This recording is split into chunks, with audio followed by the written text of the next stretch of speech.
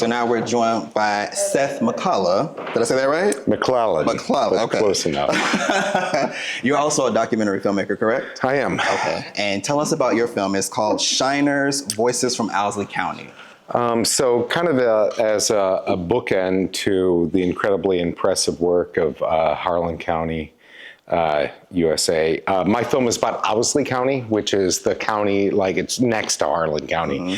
And it's a contemporary film, and it's about, it's the poorest county in Appalachia, second poorest county in the US. And my film is about the students there creating a play, a theater production about what it's like to grow up in Owsley County, which has, in some ways it's funny because, Harlan County, at least they had coal. Yeah. And Owsley County didn't have any coal. So really intense poverty. And, the problems that come with poverty, and I think this goes across all groups, around the world and regardless of identity, is addiction and broken families and hopelessness. And so my film is about this group of students looking at ways to kind of tell their story in a way that is truthful, but also not shameful or extractive or exploitative, or the film and the play that the film is about. Really is about not sensationalizing poverty. And, there's a thing like, poverty tourism or poverty porn, right? Where instead of trying to look at it in the most sensationalistic way, is trying to really say, like, here are the issues, and here are how, despite these terrible challenges, people find an incredible sense of community by creating something together. How did you come upon that story? That community?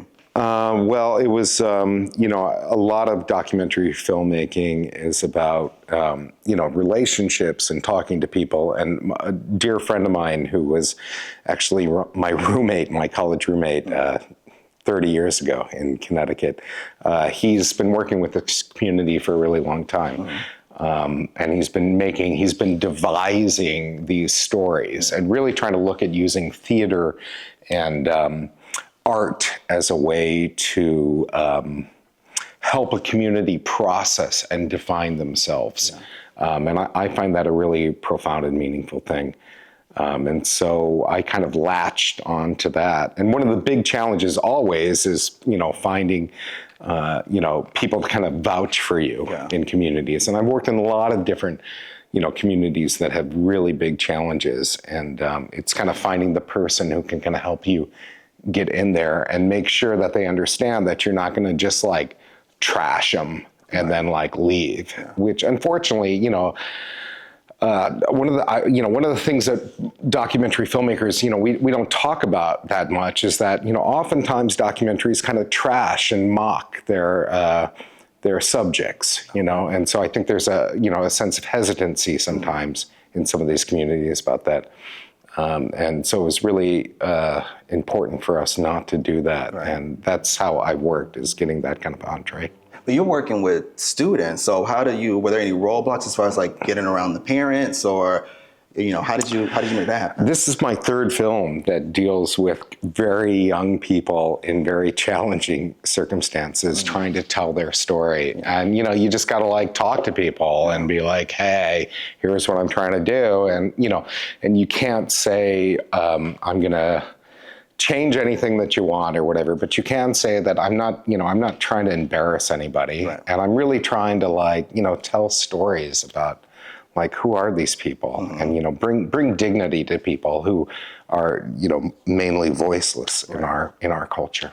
So your film is screening here tomorrow. So what do you hope, rather, or would like audiences to take away from it once they see it, in addition to hope?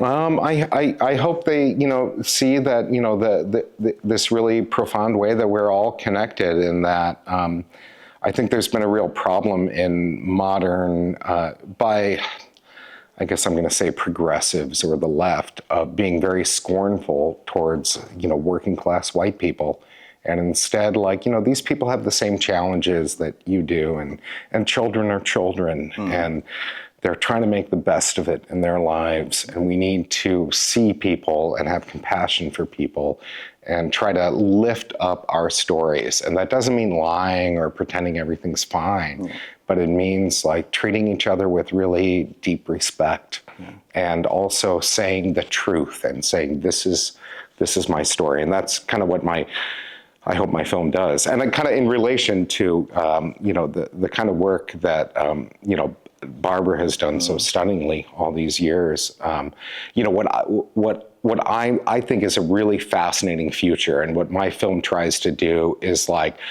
put the camera in the hands of the coal miner. Is like put the camera, like the way technology has changed allows us to think about filmmaking and storytelling in a much more participatory way. Yeah.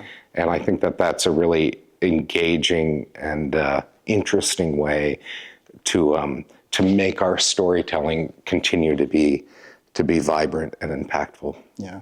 Now, I know your film focuses on high school students, but we do have some young people here. So what advice would you give to them as far as not being afraid to use your voice and taking what they're doing, documentary filmmaking, as an extension of their voice to be able to tell stories? What would you say to that next generation doing what you do? Get busy and make your film, and make it. It's like now. It's now. I suspect that even the most celebrated documentary filmmakers would say that, like, they just did it. And they just did it. And they just stood up straight and walked into the room and did it. And I think far too much people think that their life is about to happen sometime in the future. But your life is actually happening right now, and your film is happening right now. So go make it. Do it. And that the film is the teacher more than any school or anything else. I think that's a perfect way to end it. Thank you. Thank you very much. Thank you.